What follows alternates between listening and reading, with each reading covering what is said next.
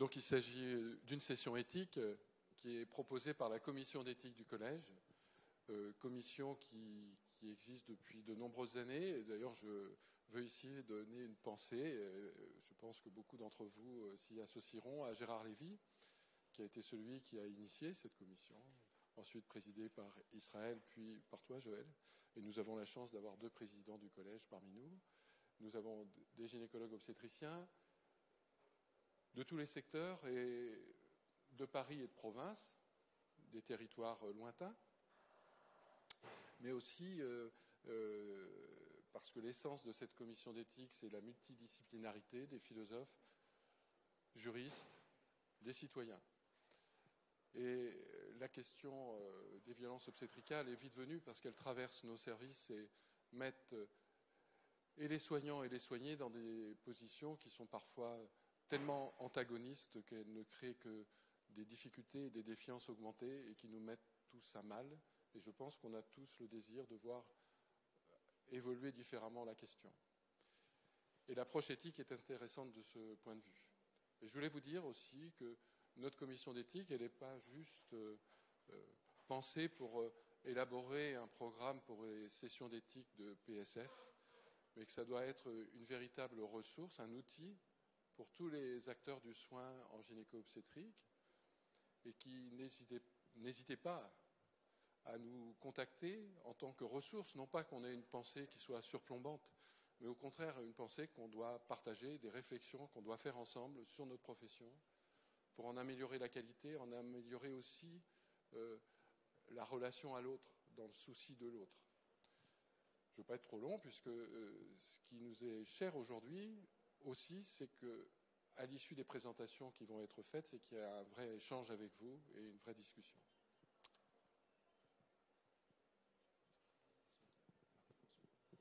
Bonjour. Eh bien, je pense qu'une historienne, ça va être extrêmement, extrêmement intéressant. Puisque on est aujourd'hui, on va être demain, mais on était aussi hier. Et que souvent, dans nos cliniques, on pratique des gestes, on dit des mots, on accompagne les couples, en ignorant presque d'où on vient. Alors moi, j'avais beaucoup travaillé sur l'histoire, parce que j'ai fait aussi de l'histoire. Et je me suis rendu compte que parfois, on a besoin d'être amnésique pour continuer. Et je pense que c'est une grossière erreur. Je crois que l'histoire et les historiens ont beaucoup, beaucoup, beaucoup à nous apporter pour savoir d'où on vient, pour avancer aussi dans une clinique qui nous met parfois à mal, mais qui met aussi parfois à mal nos patients, que ce soit les femmes, que ce soit les bébés ou que ce soit les papas. Voilà, donc je laisse Madame Morel nous relier avec le passé.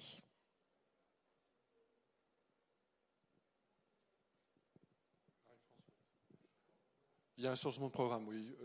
Isabelle Grimaud, qui est la sage-femme qui va intervenir, est actuellement dans un train qui est bloqué par un sanglier. Mais elle compte bien venir. Bon. Et quant à Philippe Descamps, qui est le philosophe de notre commission, il a été rappelé par un problème personnel urgent et incontournable pour lui, donc il ne pourra pas présenter. Marie-France Morel est historienne et présidente de la Société d'histoire de la naissance. Bien, merci de me donner la parole. Je suis très intimidée d'être dans cette... Ah, il faut le mettre comme ça. Vous m'entendez bien là comme... Ah oui, d'accord. Oui, bon, on est mangé. D'accord. Donc, je suis très intimidée d'être devant vous parce que je ne suis pas médecin. Et simplement, ça fait 50 ans que je travaille sur les archives de l'histoire de la naissance. Voilà. Alors, bon, j'escomptais qu'on rappelle un petit peu, peut-être avant moi, ce que c'est que ce mot de violence obstétricale, parce qu'il vient d'Amérique latine, en fait. Il ne vient pas de l'Europe. Hein. Il a été utilisé à partir des années 2000 en Amérique latine, puis repris en Europe dans les années 2010, et très, très amplifié, il faut le dire, par les réseaux sociaux. Bon, alors, ce concept de violence obstétricale recouvre, comme vous le savez, diverses pratiques, insuffisance de communication entre les soignants et la parturiente, absence de consentement, manque de respect de la pudeur et de l'intimité, Mépris pour la douleur, pratique d'actes médicaux, parfois non médicalement justifiés, déclenchement, césarienne, épisotomie, bon, la liste n'est pas close. Et ce nouveau concept, qui est vraiment discuté très largement, à la fois dans l'espace public et politique, comporte à la fois des aspects objectifs, des faits observés, mesurables, et subjectifs, ressentis, vécus. Alors, je voudrais dire tout de suite que je pense que c'est très violent aussi pour les soignants d'être accusés de violence obstétricale, parce qu'ils n'ont pas du tout l'impression de l'être, et ils vivent mal le fait d'être mis en accusation. Donc, et je pense qu'un acte peut être violent, même s'il n'est pas accompagné de l'intention de nuire. Donc, la plupart de ces violences ne sont pas intentionnelles. Mais comment concilier les points de vue souvent antagonistes des soignants, qui s'estiment dans leur bon droit, et celles des femmes enceintes, qui estiment qu'elles n'ont pas été entendues? Alors, quand on fait des recherches en histoire, il faut éviter deux attitudes contraires.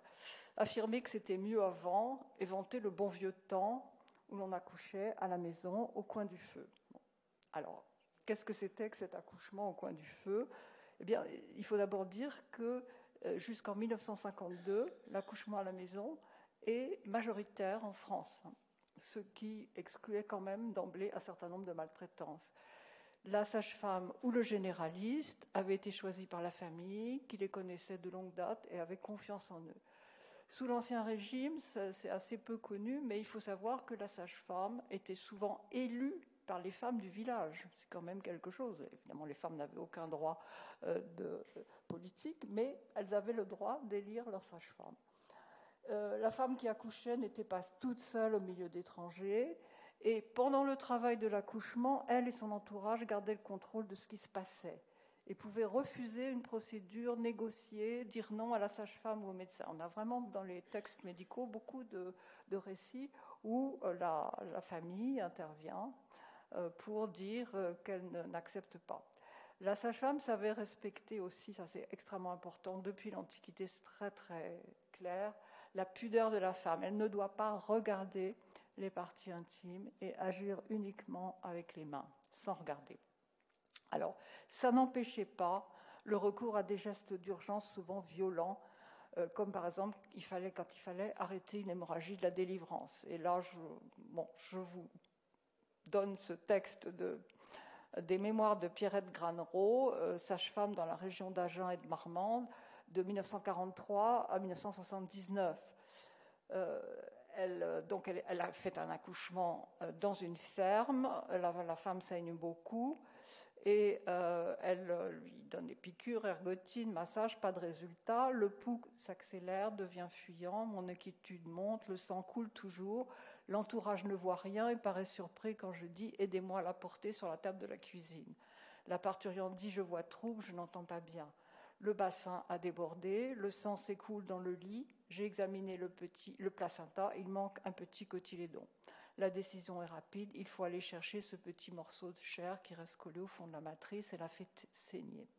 Soigneusement, je baigne mes bras et mains dans le daquin et de la main gauche, je maintiens à travers le ventre flasque le fond de l'utérus et de la main droite, j'entre la main entière dans le vagin déjà meurtri, je force le col de l'utérus, le sang gicle entre mes doigts, descend sur mon bras et coule en gouttière au niveau du coude. De la pulpe des doigts en aveugle, je suis le contour de la matrice, des caillots se détachent, c'est chaud et visqueux. Enfin, une résistance, une petite excroissance, c'est le morceau de placenta manquant. Toujours de la pulpe des doigts, je le décolle, je fais tomber dans le creux de ma main que je ramène aussitôt. Cela s'appelle une révision utérine et se fait de nos jours sous anesthésie. Je n'ai pas entendu les plaintes de l'intéressé, je n'ai pas hésité à lui faire mal. Ça c'est clair, au moins. Et donc, après, elle fait la suite des procédures et elle sauve cette femme qui, sans elle, évidemment, serait morte.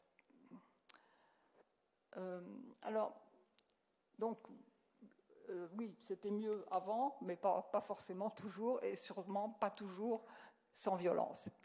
Deuxième erreur à éviter, penser qu'il n'y a rien de nouveau sous le soleil, que le présent ressemble au passé, que les violences obstétricales ont toujours existé et sont inséparables de tout accouchement.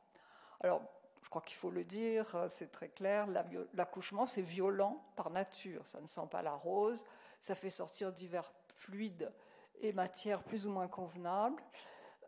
Et je pense que ce qui est le plus en cause dans les violences obstétricales aujourd'hui, c'est l'accouchement hospitalier, qui est, il faut le dire, un lointain héritier des hôtels-dieux et des hospices d'autrefois, dans ces lieux où les femmes étaient mises à l'abri et soignées, mais sans beaucoup de considération. Elles étaient souvent couchées à plusieurs par lit, sans intimité, sans respect de leur pudeur, et pouvaient souffrir sans qu'on les secoue. Ces femmes pauvres servaient à la formation des sages-femmes et des accoucheurs. La grande peur de ces parturientes, c'était de mourir à l'hôpital et d'être ensuite autopsiées sans qu'on ait respecté l'intégrité de leur corps mort. Et donc ces lieux, à cause de la promiscuité, avaient de forts taux de mortalité maternelle et périnatale qui sont toujours dans la mémoire des soignants d'aujourd'hui. Je crois que ça, c'est quelque chose d'important. Et en fait, dans le passé, toutes les femmes ne mouraient pas en couche. On a des statistiques démographiques très sûres à partir du XVIIIe siècle. Eh bien, 1 à 3% des femmes mouraient en accouchant, plus dans les hôpitaux qu'à la maison, bien sûr. Bon, ce qui correspondrait à 1000 à 3000 décès pour 100 000, ce qui est les taux habituels, enfin, c'est le taux, la manière de compter d'aujourd'hui. Comme les femmes avaient 4 ou 5 enfants en moyenne, 10% des femmes en âge de procréer mouraient en gros des suites de leur travail procréatif, mais 90% des femmes survivaient à leurs accouchements. Alors, ce souvenir de la mortalité d'autrefois justifie pour les obstétriciens d'aujourd'hui des protocoles stricts, violents, accompagnés d'injonctions comme « vous voulez revenir au Moyen-Âge » ou « ceci est nécessaire pour vous empêcher de mourir comme autrefois ». Et je voudrais insister sur le fait qu'en France, à la différence d'autres pays européens comme les Pays-Bas, toute grossesse et tout accouchement sont a priori pathologiques, d'où l'importance de la médicalisation qui n'empêche pas un taux très médiocre de mortalité maternelle en France. Donc j'ai pris les derniers chiffres 2013-2015 de l'enquête nationale confidentielle sur les morts maternelles, qui établit le taux à 10,8 décès pour 100 000 naissances vivantes, ce qui, par rapport à la Finlande qui est à 3, la Suède 4, le Japon 5 et plein d'autres pays qui sont avant nous, ça n'est pas très glorieux.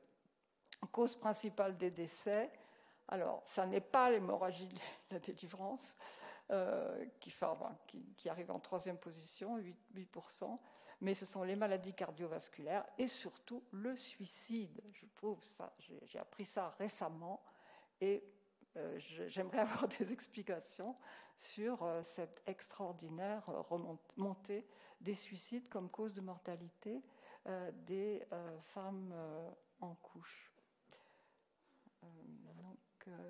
Alors, je voudrais juste rapidement montrer que à la maison, donc quand les sages-femmes ou les matrones, sages-femmes formées, matrones non formées mais expérimentées, quand il s'agissait de faire un accouchement, eh bien un bon accouchement, c'est un accouchement rapide, et d'où finalement un interventionnisme souvent intempestif des soignants. On graisse les parties, comme on disait, pour hâter le travail. On tâte et on élargit le col de la matrice, souvent à la main, enfin, c'est quand même aussi violent, sans rien voir, car on opère à couvert, et on appuie sur le ventre au moment où le fœtus descend. On perce la poche des os avec l'ongle, ou quelquefois un crochet de cuisine, c'est vraiment écrit dans les textes. Et on tire sur le cordon pour décoller le placenta. Et j'ai trouvé ce texte tout à fait étonnant sur l'ancêtre, enfin, une épisémotomie sauvage.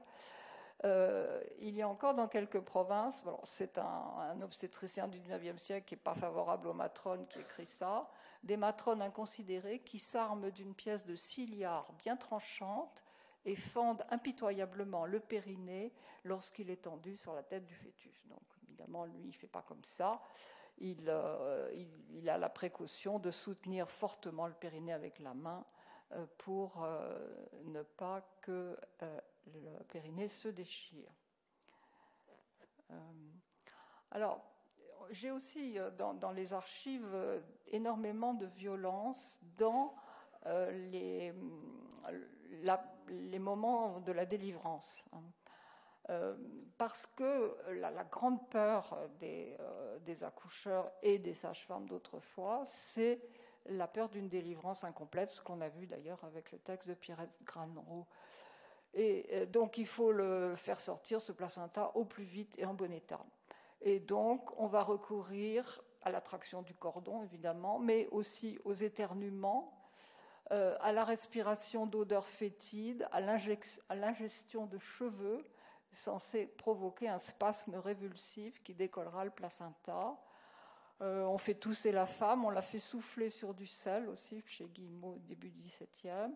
Louise Bourgeois, sage-femme de Marie de Médicis, va compter sur le vomissement en faisant ingérer un œuf cru pour faire peur aux femmes, en fait. Et souvent, elle dit qu'il suffit que j'arrive avec l'œuf, les femmes n'en veulent pas, et finalement, elles réussissent à expulser le placenta avant même d'avoir ingéré l'œuf. Bon, souffler, pousser, mettre un doigt au fond de la bouche pour vomir, tous ces moyens sont bons.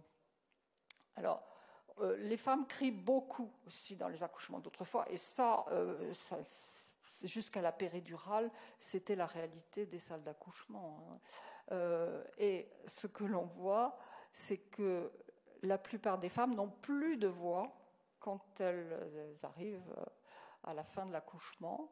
Et donc, il faut leur donner un breuvage fait d'huile d'amande douce, de sirop de capillaire, d'eau de chardon béni, de pariétaire et de vin blanc. Et alors, ces cris sont vraiment des cris de douleur, mais aussi des cris qui permettent au travail d'avancer.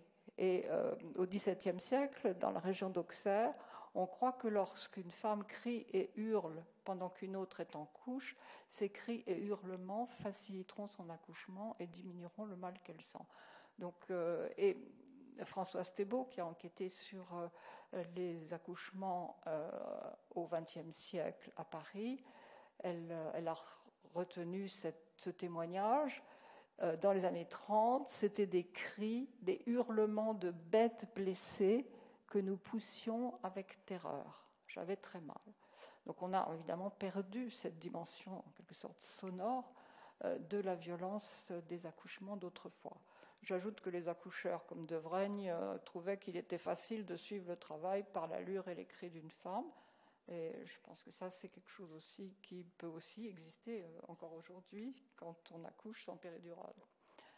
La femme ne crie pas de la même façon, ne se plaint pas de la même façon en fonction de l'état du travail.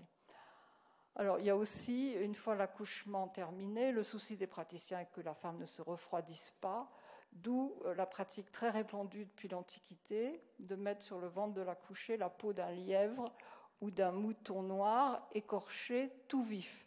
Il est encore chaud. Bon, alors ça, je vois cela utilisé par les accoucheurs jusqu'au début du XVIIe siècle.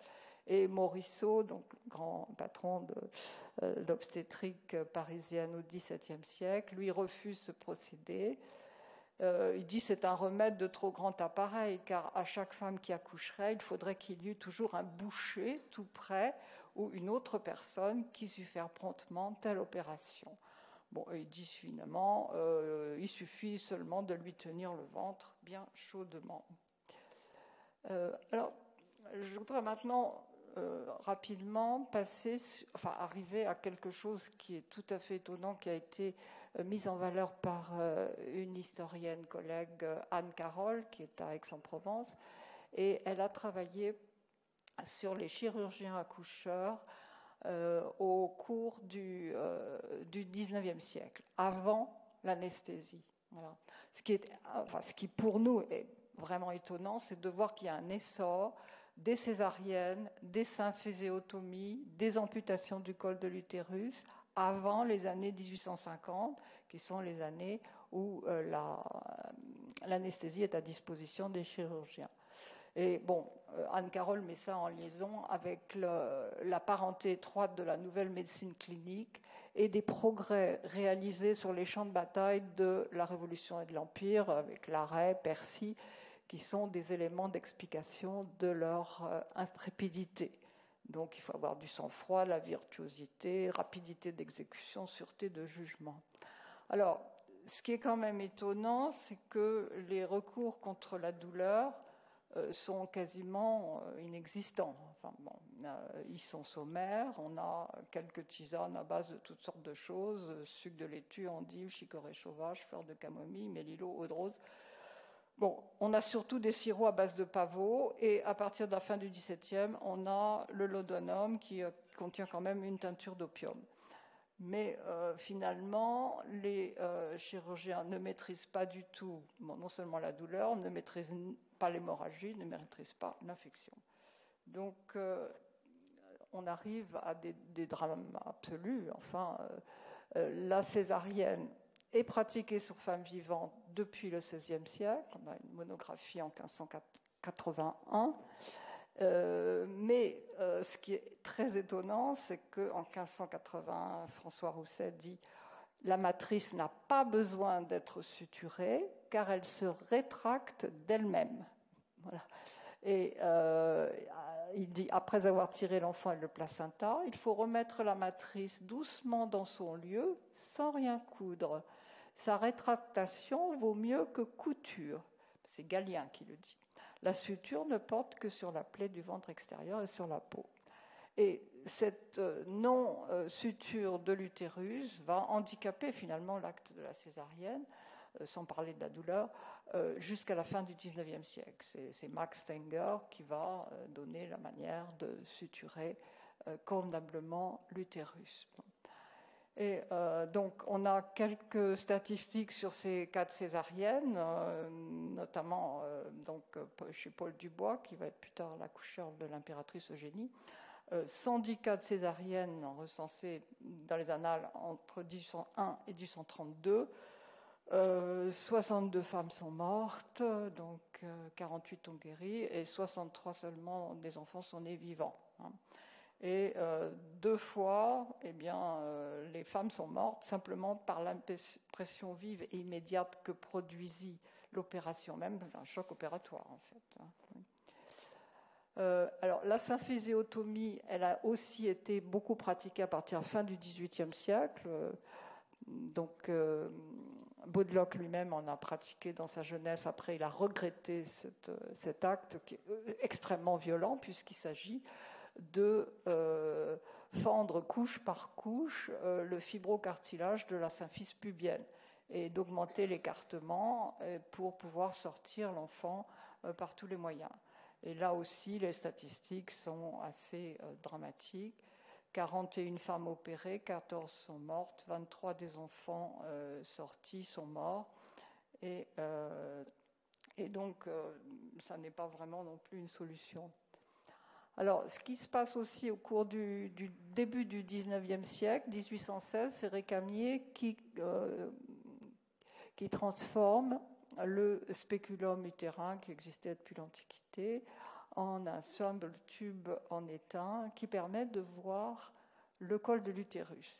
Et là, Anne-Carole a un développement tout à fait intéressant en montrant que l'utilisation de ce spéculum, qui va être très rapide, crée une symptomatologie nouvelle, inédite, basée sur la vue, pour laquelle on n'a aucun repère. Je vous ai dit que aussi bien les femmes sages-femmes que les accoucheurs hommes ne regardaient pas les parties intimes de la femme. Et donc, à partir du moment où on a le spéculum, on va regarder et on a l'impression qu'on a toutes sortes de maladies que l'on voit avec ce spéculum. Donc, les collègues vont pathologiser tout ce qu'ils voient passer par le bout de leur tube, et notamment ils vont trouver des cancers absolument partout, et ils vont décider, dans ce cas, l'ablation du col de l'utérus. Et donc là, il va y avoir notamment beaucoup de très bons médecins, comme Osiander à Göttingen, Dupuytren, Récamier, Velpeau, et surtout Jacques Lisfranc, qui est à la Pitié, qui vont se spécialiser dans les amputations du col de l'utérus, qui consistent en fait à enfoncer des pinces dans le col de l'utérus, à le tirer pour l'amener au niveau de la vulve et à sectionner ensuite la partie cancéreuse de la totalité du corps. Bon, vous imaginez bien que dans un certain nombre de cas, la femme en meurt, notamment récit d'un décès en bas de cette diapo. Et en fait, dès 1828, des voix s'élèvent pour émettre des doutes sur cette opération à la mode. D'abord, l'opération a longtemps passé pour anodine et indolore. On se demande comment ça a pu être possible. Et donc là, par exemple, Lise Franc, donc, qui est le protagoniste de cette histoire, dit que c'est au point que des femmes opérées à l'hôpital de la Pitié croyaient que la section du col utérin n'était pas encore commencée lorsque je l'avais déjà achevée. On se demande un peu s'ils ne rêvent pas. Débarrassés d'un mal qui leur procurait des souffrances horribles, les malades goûtent toujours la première nuit un sommeil dont elles étaient privées depuis longtemps. Bon, on a vu des femmes opérées à la Pitié sembler entrer dès le lendemain de l'opération en une franche convalescente. Bon, en fait, il y a aussi beaucoup d'accidents nerveux consécutifs à l'opération qui sont probablement un indice de la douleur ressentie. L'opération est vite soupçonnée d'inutilité parce qu'on enlève un peu tout ce qui bouge, en fait, si je puis dire. Et donc, quelquefois, il n'y avait pas de cancer. Et ces opérations sont donc accusées d'avoir causé la mort de très nombreux malades, soit par péritonite, soit par hémorragie. Mais l'hémorragie, ça ne gêne pas les accoucheurs du 19e siècle, parce qu'ils sont encore, toute la médecine de la première moitié du 19e, pense que la saignée est une bonne chose. On va mettre très longtemps, malgré la médecine clinique, à renoncer à la saignée comme moyen de soigner une inflammation. La saignée évacue l'inflammation, pense-t-on. Voilà, c'est Brousset, essentiellement. Marie-France Oui, j'ai fini là. J'ai encore, conclusion. Voilà. Bon, alors, en 1847, vous le savez, l'anesthésie obstétricale est mise au point par Simpson à Édimbourg. Et il va y avoir ensuite ce qu'on appelle l'accouchement à la reine, quand le chloroforme a été utilisé par la reine Victoria pour ses 2 derniers enfants. Et au XXe siècle, la mise au point de l'analgésie péridurale abolit théoriquement les douleurs de l'accouchement. En France, le recours élevé à la péridurale, 80% des accouchements, a transformé la femme qui accouche en patiente à risque. La femme branchée et perfusée est passive et a l'impression d'être dépossédée de son corps. Alors, il n'y a rien de commun entre un accouchement à la maison autrefois et un accouchement hospitalier aujourd'hui. Les violences obstétricales ont toujours existé, mais autrefois elles étaient différentes. Ce qui a changé, ce sont les attentes, le vécu, le ressenti de la part des femmes et des assistants d'accouchement. Mais toutes les femmes ne ressentent pas le même besoin de sécurité, de soulagement de la douleur ou de liberté. Et là, je voudrais reprendre un texte que Yves Ville a publié sur le Monde Internet du 4 mai 2022, c'est pas vieux, où il dit « Toutes les femmes devraient pouvoir identifier les repères qui leur permettront d'embrasser le parcours de santé ou de soins qui leur convient. » Bon, effectivement, il y a des femmes qui veulent accoucher en maison de naissance, d'autres qui veulent accoucher à domicile, d'autres qui jurent que par un hôpital de niveau 3, mais il faut finalement contenter toutes ces demandes. Les soignants doivent faciliter ce choix, s'assurer qu'il est fait en conscience et assumé, et non consécutif à la pression d'une nouvelle norme sociale. Oui, ça, Yves Ville met en cause les réseaux sociaux. Ça pourrait être une base contractuelle de la bienveillance obstétricale. Bon, j'aime bien ce mot de bienveillance et souhaitons donc que les violences obstétricales cèdent désormais la place au beau concept de bienveillance obstétricale. Voilà. Je vous remercie.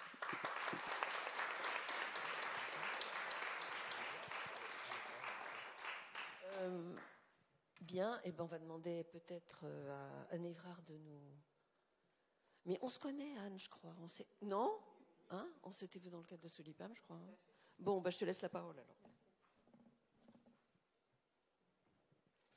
Bonjour, alors je ne vous ai pas fait de diapo parce que je me suis dit que cette fois-ci j'avais plutôt envie de parler d'une façon un peu moins protocolaire, on va dire.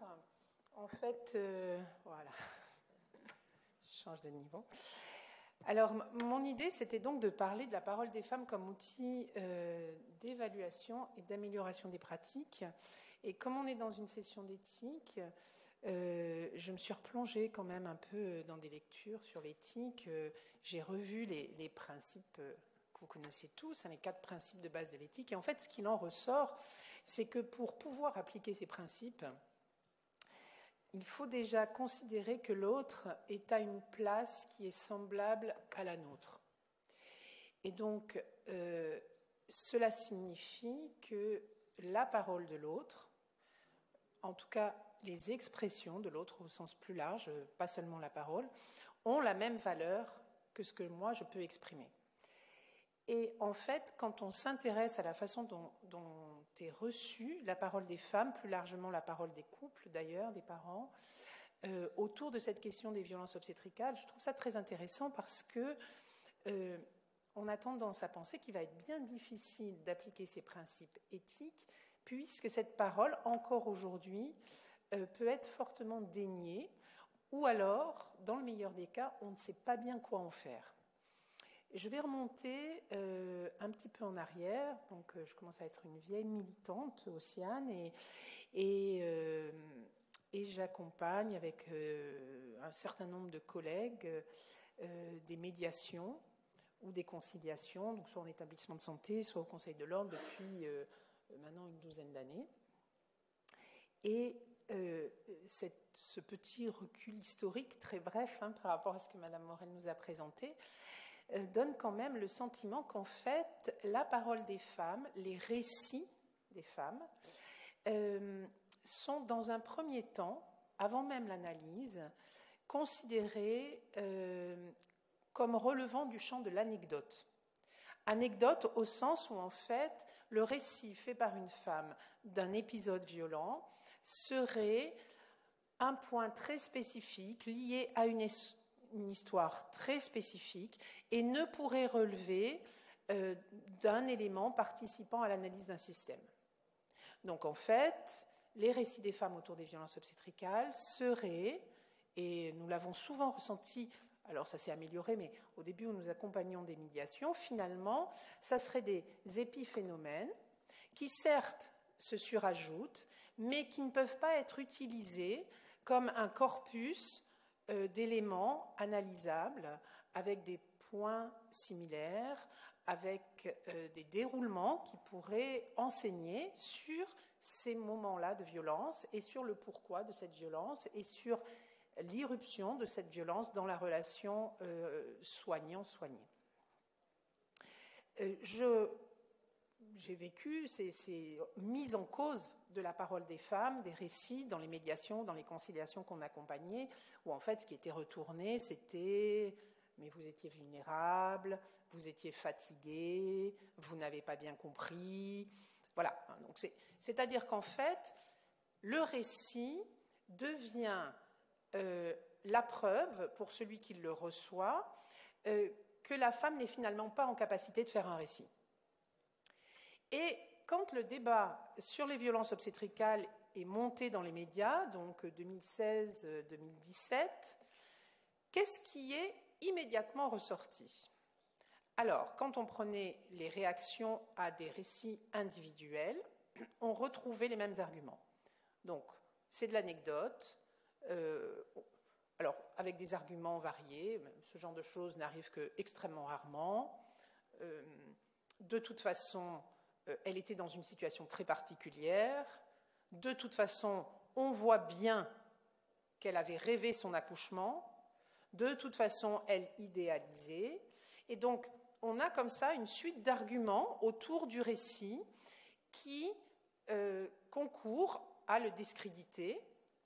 On veut bien se pencher sur ce récit, puisqu'il est là, puisqu'on nous l'impose, puisqu'il arrive via les réseaux sociaux, mais on ne peut pas l'utiliser comme un outil qui servirait à comprendre un phénomène.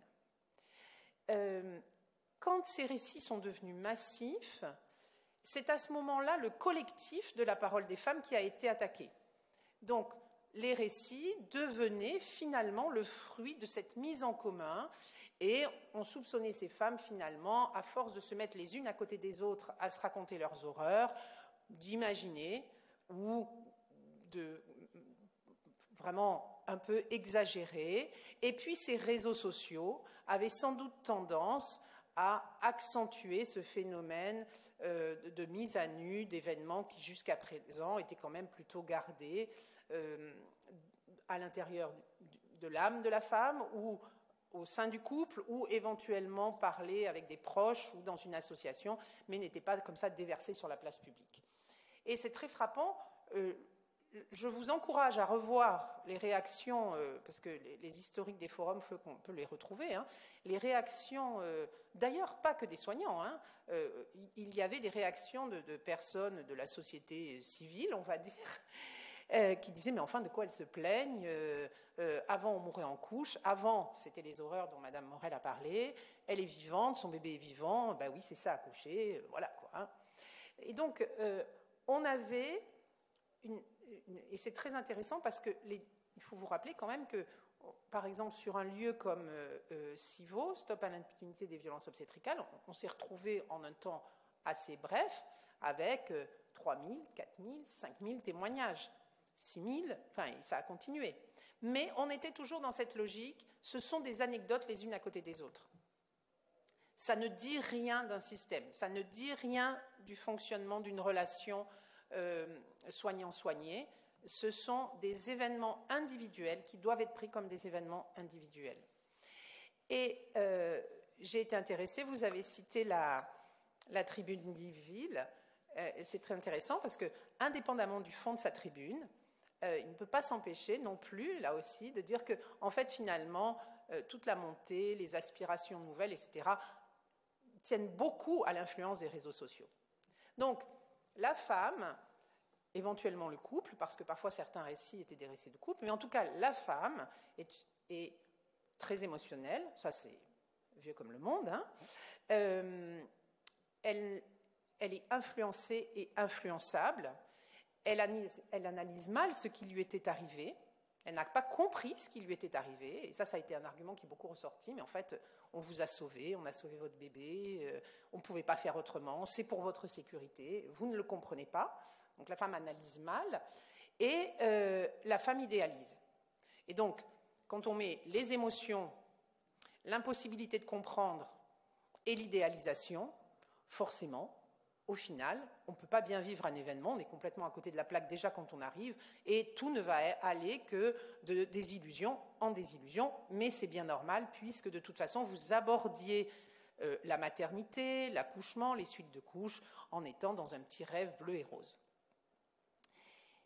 Alors qu'en fait, quand on travaille avec ces femmes au quotidien, comme je le fais depuis maintenant de nombreuses années, quand on accueille ces femmes dans nos groupes de parole, quand on reçoit leurs récits qu'elles nous livrent au fur et à mesure qu'elles arrivent à l'établir, quand on voit comment elles l'établissent et l'énergie, les efforts et parfois la souffrance que ça leur crée, quand on voit aussi comment elles structurent leurs pensées autour justement des événements qu'elles veulent raconter, on s'aperçoit en fait que cette image du récit féminin est complètement à côté de la plaque. Et donc je vais vous parler de comment sont élaborés ces témoignages et ces récits, témoignages qui arrivent soit effectivement dans des lieux où ils peuvent être diffusés, alors effectivement les réseaux sociaux ont servi à ça, que ça soit très court, comme dans les hashtags Paye ton utérus, ou que ça soit beaucoup plus long dans des sites comme SIVO dont je vous ai parlé, ou Stop à l'impunité des violences obstétricales, qui sont en fait des lieux, plus que des lieux d'auto-influence, ce sont des lieux en fait de recueil d'une parole, de recueil d'une information. En fait, ce sont des bibliothèques, hein, ces lieux-là. Ce sont des endroits où les femmes déposent quelque chose qui leur tient particulièrement à cœur, parce qu'elles y déposent une part de leur vécu, une part de leur souffrance, une part de leur intimité, parce qu'elles se mettent à nu.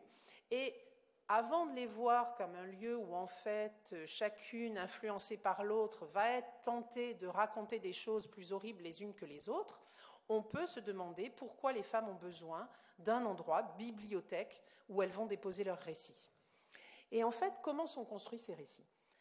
Ce sont des récits, donc ils sont racontés. quand on raconte, on s'adresse à un interlocuteur. Ce sont donc des récits qui sont adressés, qui sont faits pour être lus, et qui sont faits pour être lus parfois par les pères, donc les autres femmes, les autres couples, les autres parents, mais essentiellement, avant toute chose, par les soignants. Qu'est-ce qui pousse une femme à écrire un moment extrêmement violent de sa vie? 100% des femmes qui viennent vers nous nous disent que c'est pour que ça n'arrive pas à quelqu'un d'autre. Et pour que ça n'arrive pas à quelqu'un d'autre, le meilleur moyen qu'elles ont entre leurs mains, c'est de raconter à ceux qui peuvent faire changer les choses, et donc aux soignants. Le récit est donc adressé aux soignants. Et le récit n'est pas une irruption volcanique, émotive, d'un ressenti qui serait totalement dans la subjectivité. Le récit est une reconstruction chronologique, descriptive, qui demande un effort important à ces femmes. C'est des récits qui peuvent mettre plusieurs mois à être élaborés, tout simplement parce que ces femmes-là, à chaque fois qu'elles se penchent sur une feuille, elles revivent une partie de ce qu'elles ont vécu, que ça peut être très compliqué. Donc, nous avons eu certaines femmes, peu nombreuses certes, mais qui en fait nous ont dicté leur récit avec l'argument suivant: si c'est moi qui écris, c'est que ça s'est vraiment passé.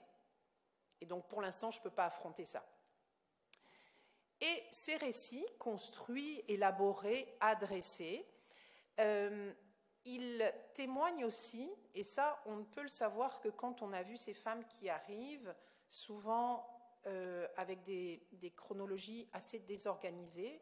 Les femmes parlent au présent de ce qu'elles ont vécu, elles peuvent mettre la fin avant le début, elles accentuent certains points, et progressivement, au fur et à mesure, elles vont mettre une chronologie, et elles vont mettre un lien entre un fait, un acte, une attitude, et une conséquence immédiate, puis une conséquence à court terme, et une conséquence à moyen et long terme.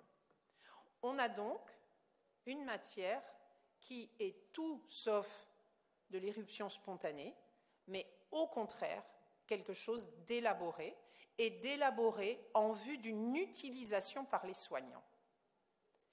Et en fait, actuellement, encore aujourd'hui, on s'aperçoit, quand on accompagne des médiations, quand on accompagne des conciliations au Conseil de l'ordre, la première chose que demandent les femmes, les couples qui viennent, c'est utiliser ce qu'on vous a écrit pour former les gens de votre service. C'est la première demande. Bien sûr, ils veulent qu'on leur explique ce qui s'est passé, ils veulent qu'on les entende, ils veulent qu'on reconnaisse la lourdeur de ce qu'ils ont vécu, la légitimité de leur expression, mais ils veulent que ça serve à quelque chose d'important pour eux, qui est de former les autres soignants, ceux qui vont arriver, ceux qui étaient là, de faire prendre conscience à des soignants de ce qui s'est passé. Et j'ai comme exemple, à l'issue d'une médiation, une chef de service dans une médiation où ça s'était bien passé, la chef de service vraiment avait à cœur de faire évoluer les pratiques, elle-même avait reconnu que le déroulement de l'accouchement était insoutenable, et puis elle m'a demandé de venir intervenir dans son service quelques mois après, et elle est venue vers moi en me disant: écoutez, j'ai un problème, moi je suis d'accord avec tout ce que cette dame a dit, mais en fait, vous m'imaginez en train de présenter ça à mes équipes, qu'est-ce qu'ils vont bien pouvoir en faire? Et à partir de ces éléments-là, alors que les femmes, pour elles, ce qu'on peut faire de leur récit semble évident.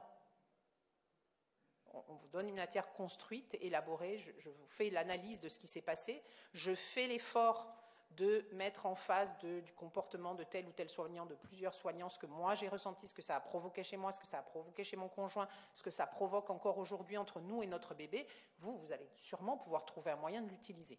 Et en fait, nous avons réalisé que manifestement ce moyen, vous ne l'aviez pas. Parce que vous avez des méthodes très fines d'analyse de situations indésirables, mais ces situations indésirables, c'est vous qui les avez repérées. Et elles se fondent sur des événements, sur des déroulés, sur des situations que vous estimez être insoutenables. dangereuse, qui ne devrait pas se reproduire, ça ne devrait pas se faire comme ça. Et donc les revues de morbimortalité que vous utilisez maintenant de façon tout à fait intégrée à votre pratique, ce sont des événements que vous avez repérés, qui parfois d'ailleurs se produisent en nombre et en pourcentage de survenus bien plus faibles que les événements dont parlent ces femmes.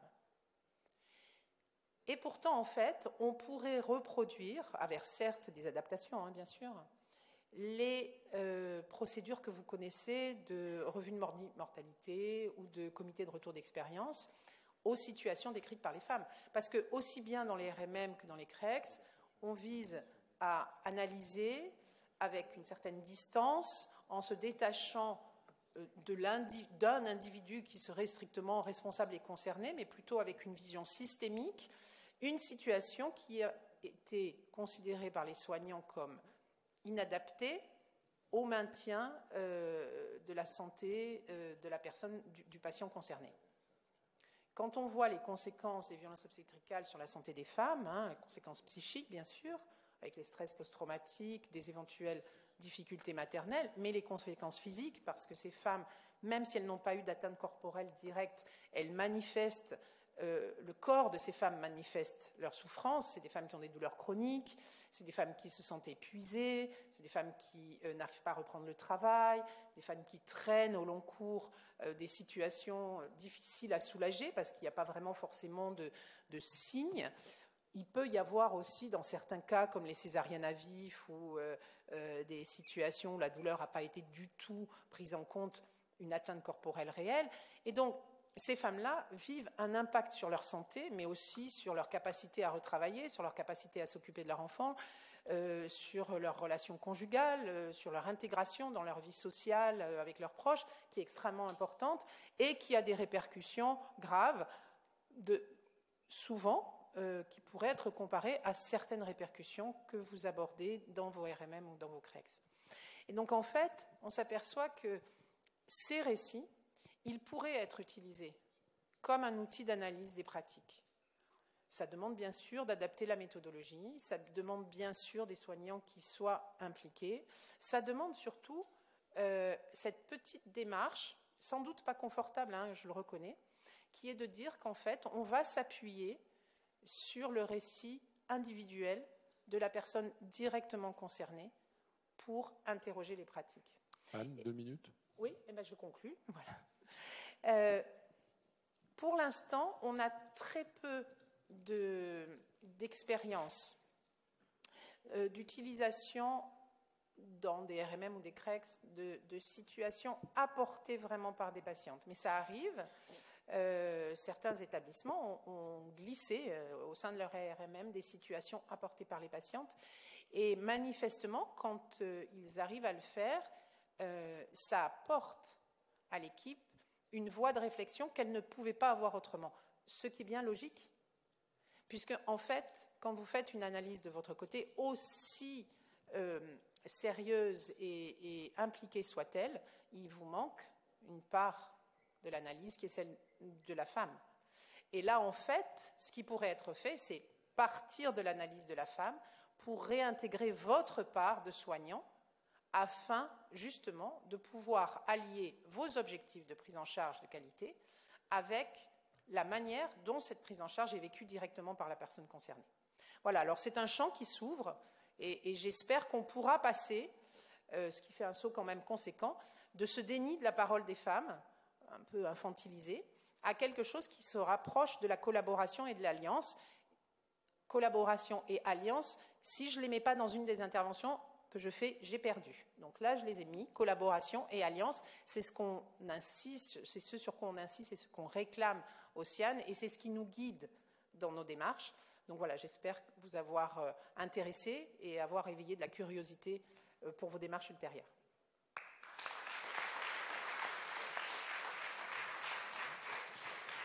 Merci beaucoup, Anne. Alors, du coup, comme on attend la sage-femme qui ne va pas tarder à arriver, on se dit que ce serait bien peut-être de faire un premier débat avec vos deux interventions. Ce d'autant que, au fond, elles se répondent et que, du coup, moi, si j'ai bien tout compris, on a le sentiment que la plus grande des violences qu'on peut faire aux femmes et aux êtres humains, au fond, c'est de ne pas les écouter, c'est de ne pas les entendre. Et au fond, c'est ça la plus grande des violences qu'on peut faire. Et du coup, j'entendais Marie-France Morel qui disait, mais au fond, au XVIIIe siècle, les femmes, elles accouchent à la maison, et les sages-femmes les écoutent. On écoute la famille, et la sage-femme peut dire, et la femme peut dire, non, non, moi je veux pas ça, ou la famille peut dire, je veux pas ça non plus. Puis on avance, puis on arrive au XIXe siècle. On a Paul Dubois. Et à ce moment-là, on a des chiffres. On a les taux de césarienne, les taux de mortalité. Les taux de mortalité, on a. On n'avait pas au XVIIIe ça. Et bing, on arrive là. Et là, on n'a plus les paroles de femmes. Je n'ai pas entendu qu'il y ait des paroles de femmes après. Hein.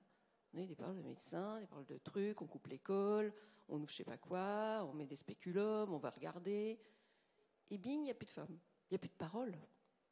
Alors, mesdames, qu'est-ce qui s'est passé ? Où elle est passée, la parole là ? Entre le XVIIIe et le XIXe siècle, il y a un truc, bing, il n'y a plus de paroles. Par contre, il y a des chiffres. C'est ce que j'entends. Il y a des chiffres, hein, des chiffres de mortalité. Et puis après, on dit, dans le fond, diminuer la mortalité, madame, écoutez, franchement, vous n'êtes pas morte et votre enfant non plus. Du coup, tout s'est bien passé. C'est quoi le problème ? Mesdames, je vous laisse répondre à tout ça.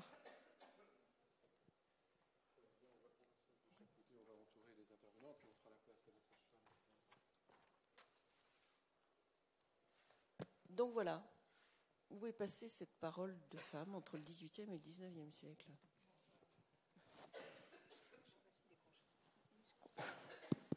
Oui, c'est branché. C'est branché, là ? Vous m'entendez ? Oui, en fait, la parole des femmes n'a pas vraiment complètement disparu. C'est que je n'ai pas eu le temps d'en parler. Mais bon, il y a quand même... j'ai une collègue qui s'appelle Emmanuelle Berthiaud, qui enseigne à l'université d'Amiens et qui a fait un très très beau travail de thèse sur les récits de grossesse et d'accouchement des femmes qui ont écrit des mémoires. Au XIXe siècle, il y en a vraiment beaucoup. Il y a un peu comme aujourd'hui, mais dans un autre contexte, une parole des femmes qui se libère dans des journaux intimes, dans des correspondances. Donc on peut trouver la parole des femmes à propos des accouchements. Oui, ça existe. Hein. Oui.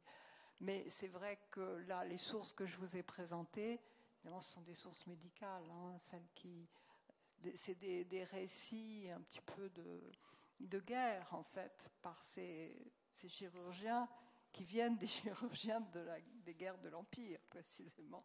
Et donc, il y a là un biais qui fait qu'effectivement, la parole des femmes n'est pas audible, en fait. Voilà, je peux dire, je sais pas. Nous, on est assez convaincus en pratiquant de l'éthique clinique appliquée que le langage est fondamental et que les mots MOTS sont souvent les plus importants pour éviter d'autres mots MAUX. Je ne vais pas trop parler, je pense que c'est intéressant de vous écouter et de témoigner. Alexandra.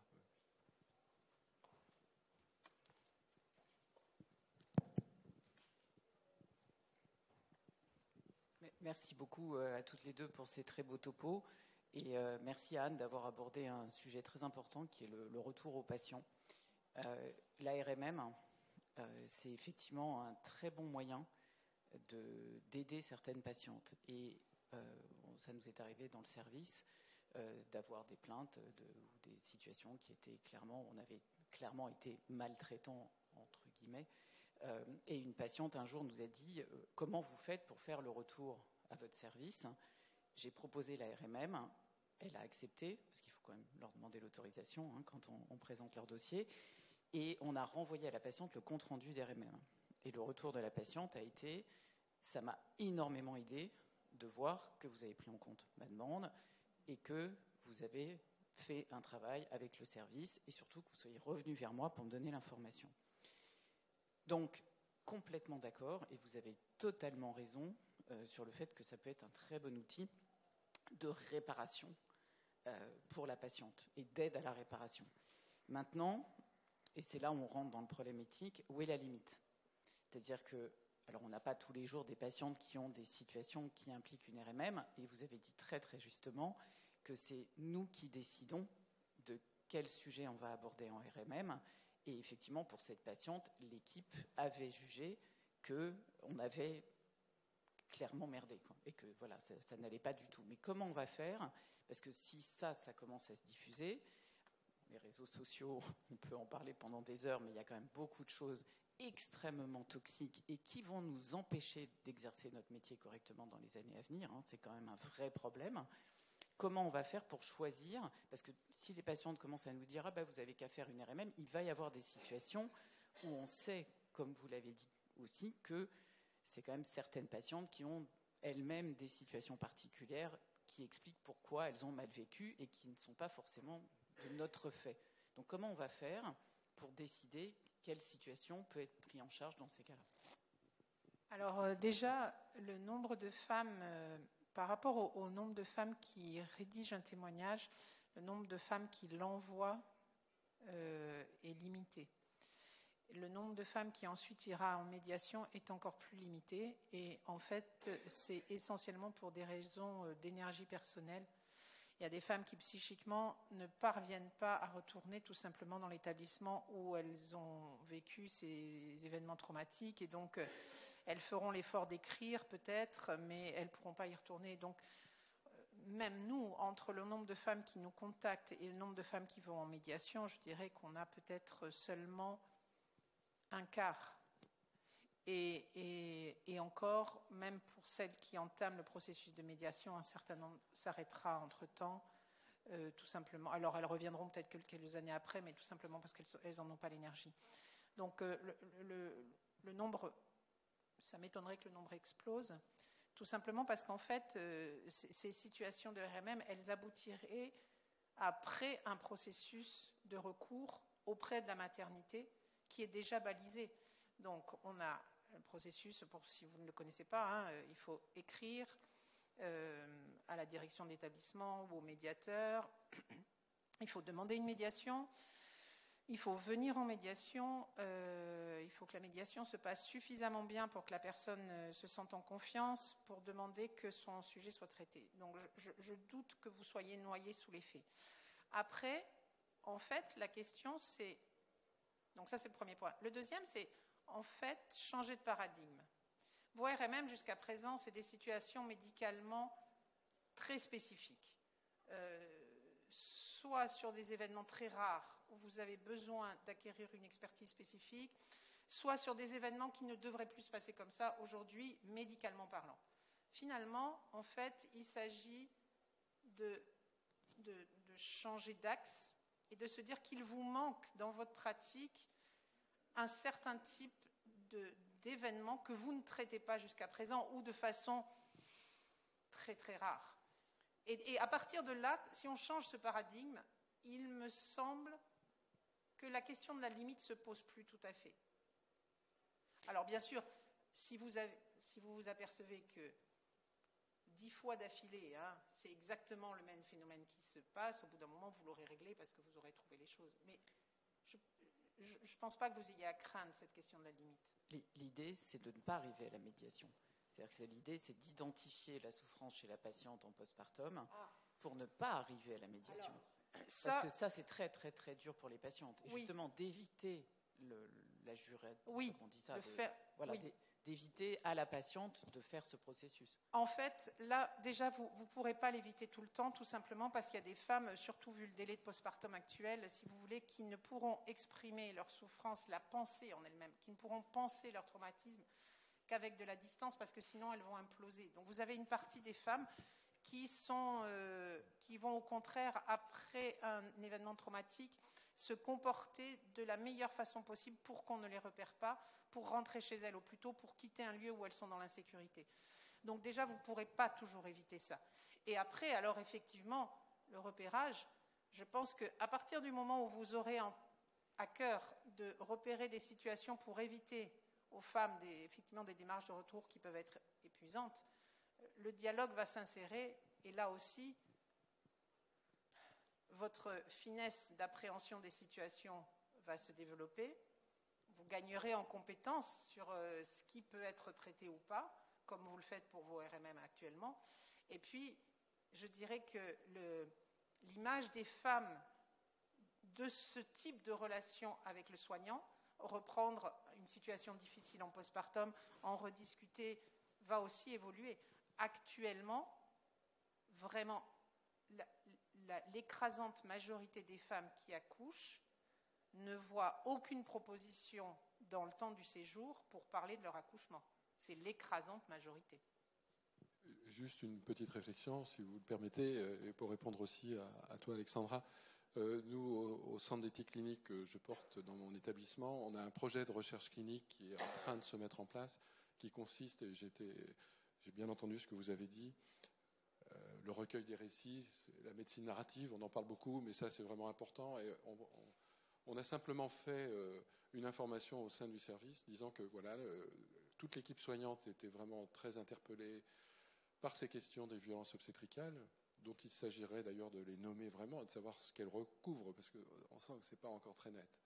Mais bon, attention à cela, et cette attention se traduit par la possibilité de nous saisir, nous, consultation d'éthique clinique, pour recueillir le récit des femmes, du couple, et aussi des soignants. Parce que je pense que là où l'analyse éthique de ce qui se passe dans nos maternités peut nous aider, peut vous aider dans vos différents établissements, que ce soit sous cette forme ou sous une autre, peu importe, mais c'est pour sortir d'un affrontement délétère, au fond, et qui nous parcourt tous et qui nous donne un peu des frissons dans les maternités, à savoir que les soignants ont beaucoup de difficultés à entendre qu'ils sont malveillants, qu'ils ont une intention violente, alors que c'est, je ne dis pas que ça n'arrive jamais, mais voilà, c'est très éloigné d'eux quand même.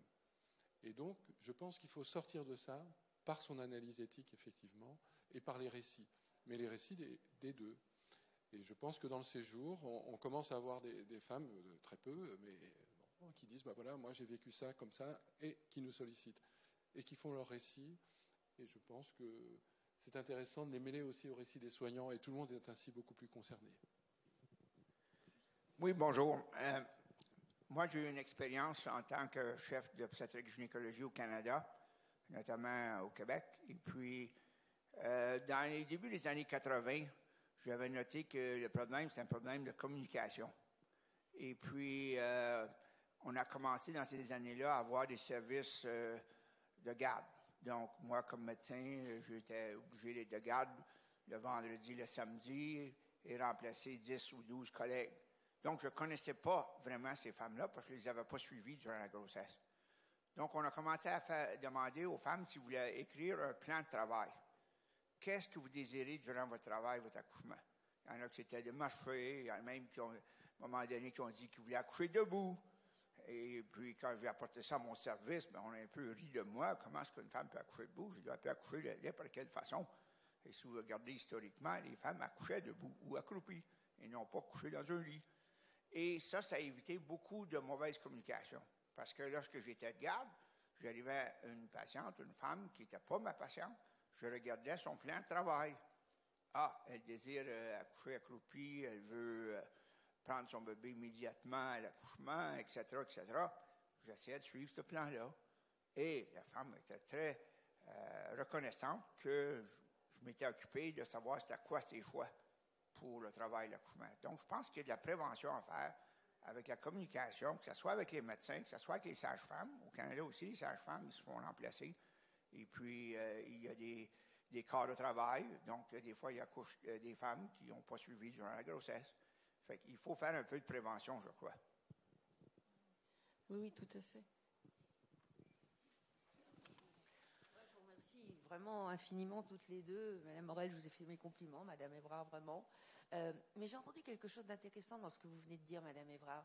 Vous avez dit il n'y a pas le temps, et c'est vrai, la durée des suites de couches actuelles étant ce qu'elle est, de débriefer. Est-ce que vous voulez dire qu'il faudrait pour toutes les femmes prévoir, toutes, pas celles qui disent qu'elles ont pas un mauvais vécu, toutes, que les sages-femmes de suite de couches soient en nombre suffisant pour qu'elles puissent consacrer une heure, ou probablement une heure, à chacune pour débriefer l'accouchement avant de partir? Est-ce que c'était ça? Disons qu'il faudrait déjà proposer aux femmes si elles ont quelque chose à dire sur leur accouchement et comment elles se sentent. C'est très frappant de voir qu'encore aujourd'hui, on a des femmes qui sortent, qui s'adressent à nous. Les femmes viennent beaucoup plus tôt que vers nous. C'est le gros avantage depuis le débat sur les violences obstétricales. Parfois, on avait des femmes qui arrivaient 5-10 ans après. Là, on a des femmes qui arrivent dans les mois qui suivent, pas toutes, hein, mais... Et quand elles disent qu'elles étaient mal dès le début et qu'en fait, personne ne leur a jamais demandé comment elles se sentaient. Et donc, effectivement, déjà demander à la femme comment elle se sent, mais pas seulement physiquement, comment elle se sent globalement, qu'est-ce qu'elle ressent par rapport à son enfant, qu'est-ce qu'elle ressent par rapport à l'accouchement. Et effectivement, avoir le temps après de l'écouter. Alors, il est certain que quand la sage-femme fait le tour de garde au pas de charge parce qu'elle est toute seule et qu'il y a beaucoup de femmes, c'est compliqué. Et en même temps, si on s'en tient aux conditions actuelles, on ne peut rien faire avancer, quoi. C'est juste désespérant. Donc on peut bien quand même rêver un peu, parce que sinon on ne fera rien bouger. Anne, il me semble que c'est le 10e point de la charte qu'on est allé élaborer avec vous au niveau du réseau Aurore et que j'ai présenté d'ailleurs hier au conseil d'administration du collège, et je pense que c'est effectivement un point d'avancée extrêmement important. Qu'il faut donner la possibilité systématiquement à la femme de revenir sur son parcours en salle de naissance et autour de la naissance. Merci également pour vos deux exposés remarquables. Et Madame Morel, on n'a pas envie de dire que c'était mieux avant. Donc, on se rend bien compte, et quand on écoute vos récits, je n'aurais pas pu être obstétricien au XVIIe ou au XVIIIe siècle. Il fallait avoir une certaine dose d'insensibilité pour pouvoir faire ces gestes-là. Aujourd'hui, la question qui se pose devant l'augmentation de la présence de la parole des femmes, pour laquelle la profession, qui avait beaucoup évolué dans les 40-50 dernières années, s'est sentie bousculée par le mot violence, qui sous-entend une volonté de nuire, bousculée par cette espèce de critique, alors que tout le monde avait l'impression d'essayer de faire de mieux en mieux avec des véritables progrès.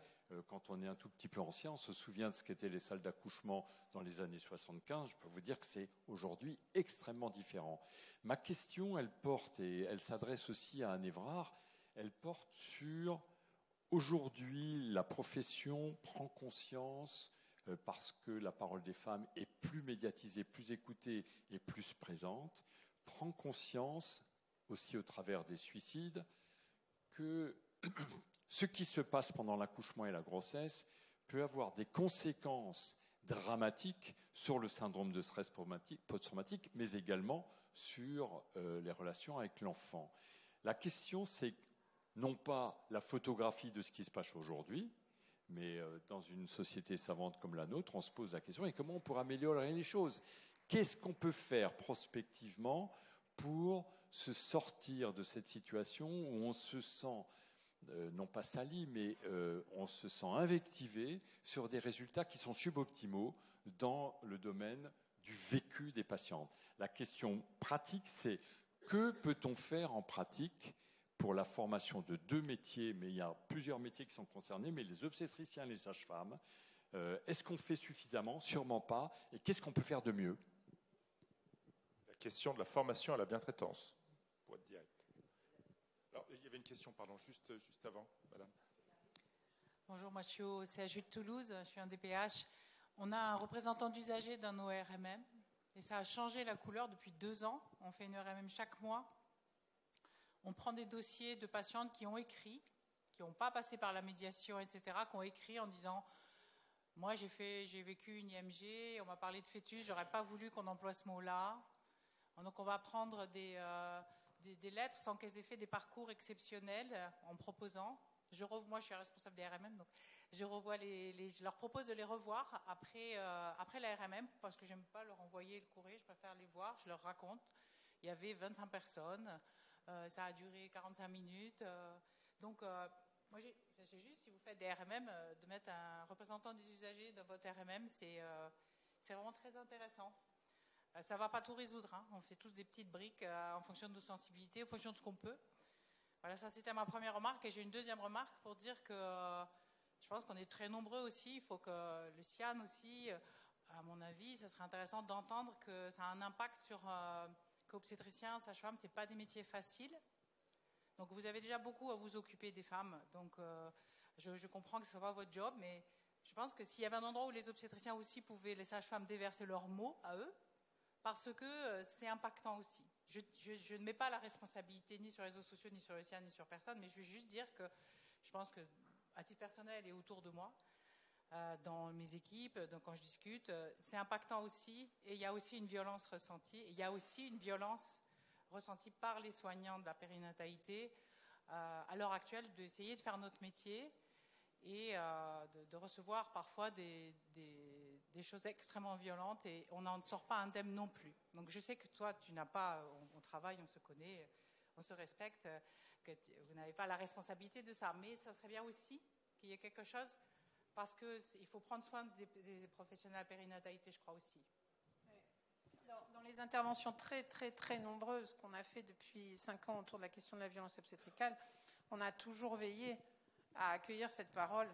Et peut-être justement que le fait qu'on puisse nous l'accueillir en tant que collectif, et qu'on ait par exemple, dans le dossier de presse qu'on avait fait sur la violence obstétricale en 2017, on avait signalé les conditions de travail.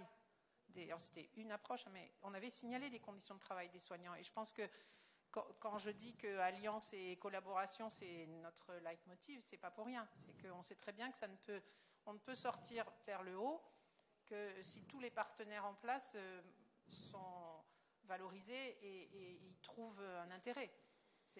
L'idée, c'est pas que les femmes aillent mieux pour que les soignants aillent moins bien. Outre que Bernard Maria, je vais remercier les orateurs, mais je voudrais insister sur 3 points.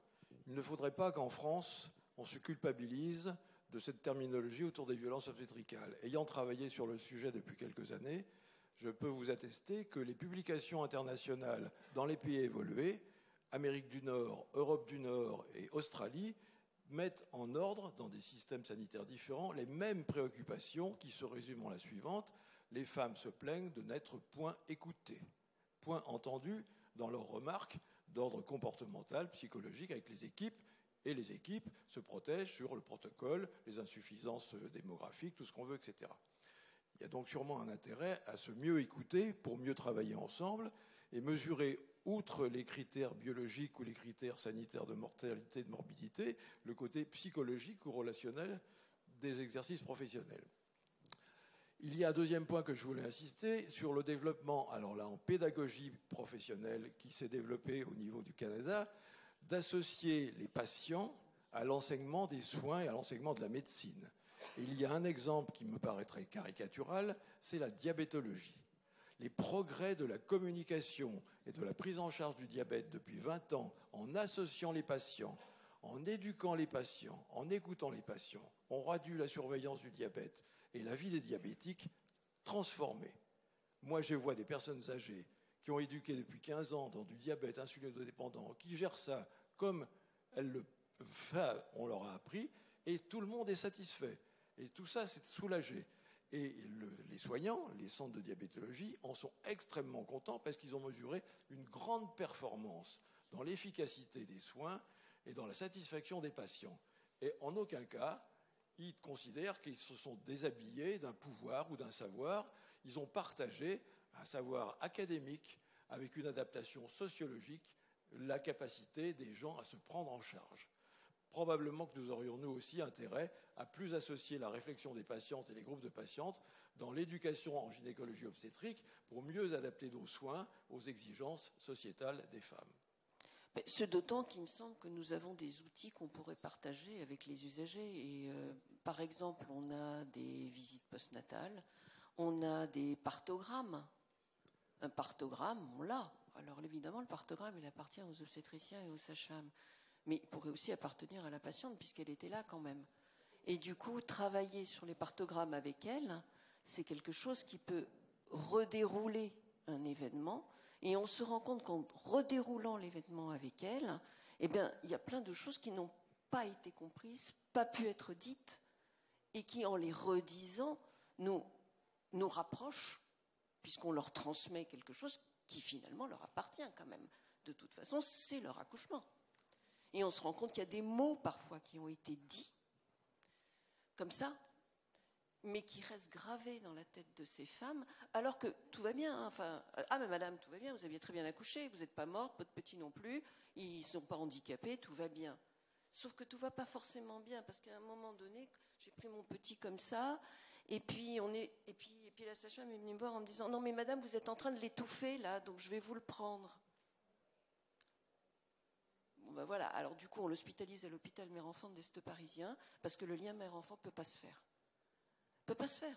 Et on va mettre des mois et des mois à retravailler là-dessus, parce que, ben voilà, alors évidemment, elle le serrait un peu fort, parce qu'on est en train de lui faire une révision utérine, et que la péri ne marchait pas très bien. Voilà. Donc, partout, ça peut être à elle aussi. Hein. Oui. Paul, je rebondis sur les mots. Bon, je ne sais pas à laquelle de vos deux interventions j'ai réagi, ce souvenir m'est revenu. Mon premier contact en obstétrique après un début d'internat plutôt médical, ça a été la lecture de la manchette d'un dossier au premier staff de 8h30 le matin, où il y avait écrit « forceps sous anesthésie générale pour pusillanimité maternelle ». Et ce mot, je l'ai appris ce jour-là, ça rappelle quelque chose à certains d'entre vous, donc j'ai un peu réfléchi à la pusillanimité. Je trouve qu'on a quand même fait des progrès absolument extraordinaires. Mais la question que je voulais vous poser, ou la réflexion que je voulais partager après cette anecdote, je vous remercie de l'avoir fait revenir en mémoire, c'est la suivante. On a ces efforts pour donner la parole aux femmes me semblent malgré tout extrêmement fructueux, mais il me semble que par rapport à la pensée de l'accouchement psychoprophylactique, puis du monde également qu'il y a eu de réflexion autour de l'accouchement sans violence, il y a à l'heure actuelle une part moindre donnée à l'environnement de la femme. On parle de la parole des femmes, on ne parle pas de la parole de son environnement qui est extrêmement importante. Or, nous voyons ultérieurement, en consultation, des femmes qui disent qu'elles sont très mal parce que leur mari a été écroulé au moment de l'accouchement par la terreur de ce qui s'est passé, même si tout s'est bien passé, parce que la mère a lu sur Internet ceci, bon, etc., et qu'elles ont le soutien de leur famille à faire, en plus de la prise en charge et la connaissance à faire avec leur bébé. Vous en parlez peu, Marie-France en a parlé sur les accouchements près de la cheminée, il y avait du monde autour. Qu'est-ce qui s'est passé après et pourquoi est-ce que depuis la fin du XXe siècle, l'environnement a-t-il eu moins d'importance dans l'évolution de la pensée pour favoriser ce moment qu'est l'accouchement ? Je pense que sans doute, comme la femme avait besoin d'être reconnue dans sa parole, il y a eu un mouvement plutôt d'individualisation. Et donc c'était la femme qui devait parler parce que jusque-là, même au sein des familles, on disait aux femmes que puisqu'elles allaient bien et que leur bébé allait bien, elles n'avaient rien à dire. Mais je pense en fait qu'on est en train, enfin nous on a toujours travaillé avec des couples, nous sommes des associations de parents, de femmes et de couples et de parents, donc on a toujours travaillé avec des couples. Quand les récits des femmes sont faits, les partenaires, les compagnons relisent le récit quand ils le souhaitent et ajoutent leur propre récit. Et donc, en fait, c'est des récits souvent mêlés. Donc, je pense qu'il y a eu un temps, effectivement, comme ça, mais on est vraiment en train de remonter plutôt autour de l'environnement. Et d'ailleurs, nous avons fait l'an dernier, enfin, on vient de faire une enquête sur les facteurs d'insécurité maternelle. Et notre rêve serait maintenant de faire une enquête qui concernerait les pères. Donc je pense qu'il y a eu un temps effectivement comme ça, mais que je pense qu'on va retourner vers quelque chose qui concerne plus le lieu d'accueil de l'enfant élargi. Oui, bonjour, je voulais juste faire part de ma réflexion personnelle. Alors je ne suis ni médecin ni sage-femme, je suis kiné. Je me disais déjà, j'avais eu l'occasion d'écouter Mme Évrard en 2020 à ce même congrès et je trouve que c'est toujours très intéressant de faire vraiment l'effort d'écouter justement la parole des femmes. Et quand on a la chance d'avoir des gens comme Madame Évrard, qui ont beaucoup d'expérience en la matière, qui avec beaucoup d'humilité justement partagent cette expérience, parce qu'il faut aussi beaucoup d'humilité de la part des femmes et beaucoup d'humilité de la part des soignants, parce que c'est vrai que finalement c'est assez agressif des deux côtés, violent. Je trouve qu'il faut vraiment utiliser... tout à l'heure, M. Nizran posait la question à Mévrard, quels étaient... excusez-moi, je suis un petit peu émue. Quels étaient les moyens concrets pour aider ces soignants à aider ces femmes? Et moi, je n'ai pas les réponses, mais je pense que si les soignants avaient l'humilité, autant que les patientes qui ont l'humilité, autant que les associations de patientes qui ont l'humilité, c'est le mot fort, je trouve, avoir de l'humilité, de faire le pas l'un vers l'autre, de trouver ensemble, parce qu'à mon avis, il y a beaucoup de soignants qui ont fait ces dernières années beaucoup d'efforts en ce sens, trop peu à mon avis encore, mais je pense que si il y avait là 2 endroits où il fallait dès à présent faire un gros effort de travail, ce serait justement au sein des facultés. Quand vous prenez la formation de ces jeunes médecins et vous parlez de RMM, intégrer davantage encore les associations de patientes, je pense que ce sont les 2 endroits où il faudrait vraiment réagir très fortement. Et je pense qu'il suffit de quelques personnes qui ont cette humilité d'un côté comme d'un autre pour vraiment faire un échange qui sera, à mon avis, très concret dans les années à venir. Et c'est vrai, c'est comme je trouvais très intéressant cette année d'avoir également le regard d'une historienne, parce que je pense que l'histoire se répète toujours et qu'il faut se servir de cette histoire pour vraiment, les choses vont se répéter encore et encore, mais comment changer les choses, faire qu'elles soient différentes cette fois-ci. Donc ne pas oublier le regard de l'historienne, et à mon avis c'est très intéressant et très important pour les années à venir. Surtout continuer à écouter les associations de patientes qui ont, comme Madame Évrard en plus je trouve, qui ne sont pas dans l'extrême, et je trouve que c'est une grande chance et c'est important de le redire aujourd'hui. Et puis ne pas oublier ces soignants qui se battent tous les jours pour la vie des femmes, qui se sont sentis agressés certainement encore, mais je pense que longtemps également dans justement la formation de nos jeunes médecins, on les a mis sur un piédestal, et je ne voudrais pas mettre ça... excusez-moi, je vais me dépêcher. Je ne voudrais pas que le corps médical se sente vexé de cela, mais c'est aussi une réalité. Ils sont sur un piédestal et c'est normal aussi parce qu'on attend tellement de son médecin, on a confiance en son médecin. Mais donc, j'insiste sur le mot humilité. Je pense que le médecin doit être humble. Je pense que la patiente également, et je vous remercie. Merci à vous. On a le plaisir d'accueillir une sage-femme qui manquait quand même dans cette table ronde. Donc Isabelle, tu t'es remise de tes violences ferroviaires.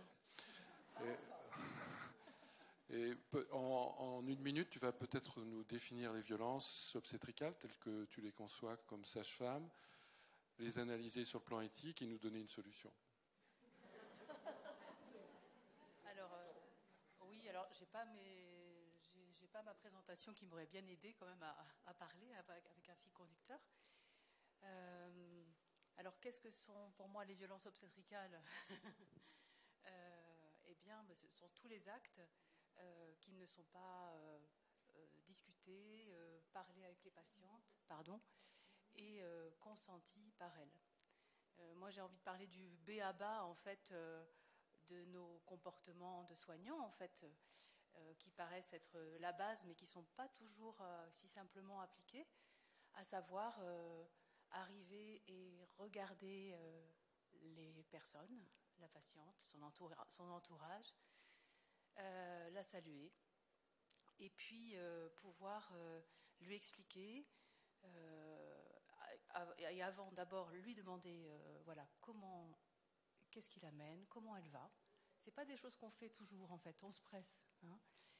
Et puis ensuite pouvoir lui expliquer ce qu'on a l'intention de faire, quand, comment, pourquoi, avec qui, et pouvoir en discuter avec elle, recueillir son consentement, lui expliquer les différentes alternatives aussi, parce que parfois les propositions sont un petit peu en entonnoir, et puis aussi les évolutions possibles, pouvoir parler des alternatives et des évolutions possibles. Et seulement après ce temps de discussion, recueillir son consentement qui du coup est éclairé. Et c'est en fait, c'est du b.a.-ba, mais c'est de là d'où viennent tous nos problèmes, en fait, hein, de communication. Et pour ça, c'est nécessaire vraiment que nous, en tant que soignants, on soit formés aux outils d'écoute. Ça, c'est essentiel. Mais aussi qu'on prenne soin de nous. Et avec Philippe, on a des approches différentes, mais on parle beaucoup du corps des soignants. Parce que finalement, moi, je remarque qu'en tant que soignant, on est très coupé de nos corps. Alors d'autant plus quand il faut se presser, quand il y a de la surcharge de travail. Et du coup, étant coupé de nos propres corps, c'est très difficile d'être à l'écoute du corps de l'autre. Et moi, j'ai vraiment envie de mettre en place des temps de formation dans ma maternité, mais aussi peut-être ailleurs, sur la façon de s'écouter soi-même pour pouvoir écouter l'autre et prendre soin de soi-même pour pouvoir prendre soin de l'autre. Je n'ai pas dû répondre à toutes les questions. Moi, je trouve que c'est formidable quand même, parce qu'après 5 heures de train en 1 minute, bravo. Moi, je pense qu'il faut qu'on invente aussi dans nos maternités, quand on en est responsable ou co-responsable ou animateur, qu'on invente des choses pour que les soignants soient moins dans cette difficulté un peu étreignante, pris par des tas de tâches périphériques qui les font parfois s'éloigner même du sens du soin. Nous, ça fait, alors c'est pas pour faire de la publicité, mais c'est pour vous donner une idée comme ça. Ça fait 10 ans qu'on travaille avec des acteurs, metteurs en scène de théâtre. Et vous allez comprendre pourquoi. Sur le souffle, d'une part, et d'autre part, sur qu'est-ce que le théâtre. Et Louis Jouvet, que vous connaissez, à qui on le demandait, disait, c'est simple, le théâtre, tu écoutes et tu réponds. On peut faire ça. On peut chacun trouver des choses qui sortent de l'entre-soi médical aussi, bien sûr avec les femmes, avec les couples, mais aussi avec d'autres pans de la société en créant des porosités dans nos services. On apprend beaucoup avec les artistes, par exemple. N'est-ce pas, Isabelle ? Il faut redonner confiance aussi aux soignants, parce que les soignants, souvent, sont désarmés, non confiants en eux-mêmes. Leur redonner une posture, un regard, du souffle, de l'écoute. Et ça, c'est, comme disait Isabelle, c'est aussi un des fondamentaux qui permet d'être là, d'être présent comme un acteur en scène, parce qu'au fond, nos maternités, nous y sommes comme des acteurs en scène. Juste une petite chose, mais après, non. Je vais dire merci, Philippe, merci beaucoup, madame. Vous avez été fantastique, vraiment. Confiance et collaboration, ce sont 2 mots que nous apprécions vraiment. Entendre les femmes, c'est devenu une évidence. Je crois que vous avez eu raison d'insister, il faut aussi entendre les soignants, parce qu'il y a un malaise. Alors, je ne sais pas qui vous êtes, madame, mais ce que vous avez dit tout à l'heure, c'est une certitude. Moi, quand je vois mes jeunes médecins pleurer quand on reçoit une lettre en disant « mais j'ai tout fait », et on se dit « mais bon, on reprend, il y a des choses oui, des choses non », mais vraiment, je pense que le malaise des soignants, pour qu'on arrive justement à travailler ensemble, il faut aussi l'écouter.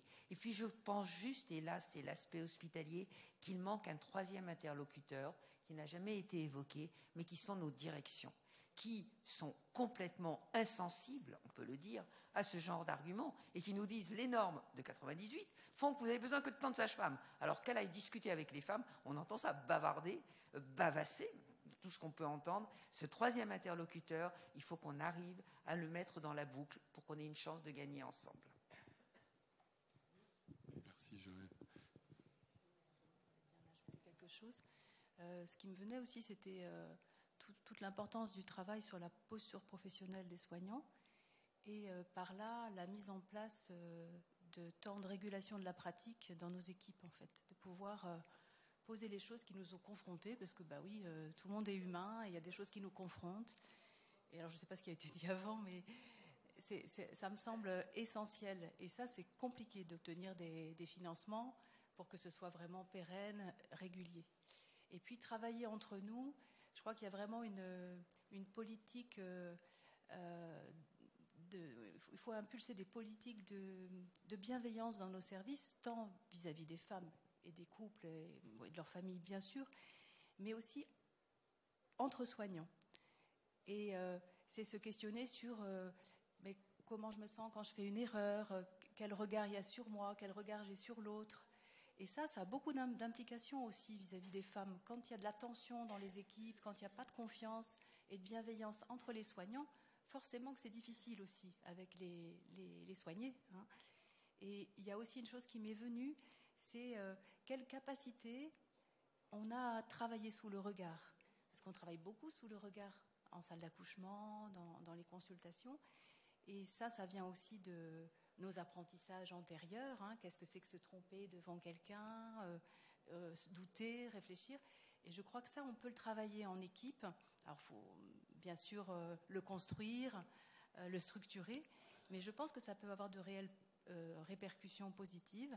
Et bien sûr, dernière chose que j'avais mis en premier dans mon topo, c'est que les usagères soient au centre de nos soins, au centre de nos maternités, qu'elles puissent participer à des réunions soignants-soignés pour donner leur avis sur l'organisation des soins et avoir une action sur l'organisation des soins. On vient, Philippe d'abord, parce qu'il est beaucoup plus vieux que moi, et moi d'une maternité. Bon, je reprends mon train. Qui a été co-construite par des usagères et des usagers. Et donc, elles avaient participé à toutes les étapes de la construction de cette maternité, de sa genèse, en passant par les modes de fonctionnement. Et ils et elles ont apporté énormément d'éléments qui changeaient les pratiques de confiance, bien sûr, et qui venaient interpeller les soignants, mais les faire évoluer. Et les soignants étaient très contents. Donc c'est vraiment ça, je pense, qui est très très important.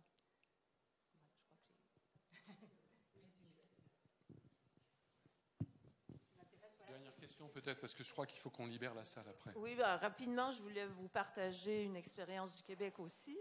Je suis obstétricienne gynécologue au CHU Mère-Enfant de Sainte-Justine à Montréal.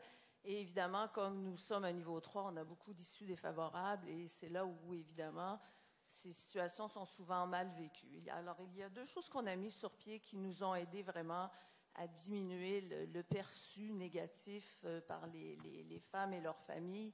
La première chose, c'est qu'on a une organisation qui s'appelle le patient partenaire, où on encourage vraiment les gens à mieux se préparer pendant la grossesse, pendant l'accouchement, avoir du soutien. Et la COVID a certainement mis la lumière sur le fait que les femmes ont besoin d'être entourées, parce que lorsqu'on les voyait seules, sans conjoint, elles étaient beaucoup moins sûres d'elles, elles étaient moins préparées à l'accouchement et souvent les mauvaises nouvelles étaient vécues très difficilement. Par la suite, on a mis sur pied dans chaque hôpital du Québec un système où la déclaration de bons coups et de mauvais coups est encouragée à chaque épisode de soins et où on a facilement accès à une médiation qui va être, contrairement à vous, encouragée pour dédramatiser, pour débriefer les situations négatives et où on encourage les soignants à demander de l'aide. Parce que lorsqu'on a fait une boulette ou ça n'a pas été comme on voulait, on n'a pas toujours les bons mots pour communiquer, pour désamorcer la crise et tout ça. Et vraiment, ça a été très aidant dans le perçu des femmes qui n'ont pas toujours envie d'intellectualiser tout ça. Elles ont juste envie qu'on s'assoie avec elles, qu'on les écoute et qu'on s'excuse quand on n'a pas été à la hauteur de leurs attentes. Merci pour votre témoignage. Merci à vous toutes et tous d'être venus ce matin. Et puis, merci au collège d'avoir organisé cette session éthique. Et pensez que cette commission est une ressource pour vous, soignants, et pour les personnes soignées aussi, et que nous pouvons être saisis des questions qui vous préoccupent. Voilà.